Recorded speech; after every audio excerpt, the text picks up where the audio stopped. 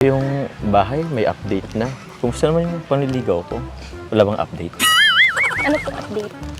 Yung panliligaw ko, di ba nga, pilinaro ko naman yung sa'yo nung birthday mo. Nag-date naman na tayo. Hindi ko po alam. Di mo alam? Grabe naman, nararamdaman mo, hindi mo alam.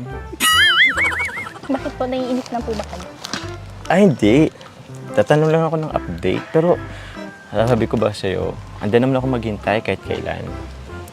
Nagtanong ako, pero hindi naman ibig sabihin nagtanong ako, nainip na ako. Hanggang sasagutin mo naman ako. Kasi doon na rin naman yun patungo, di ba? Wow! Matanong ka lang, Carla.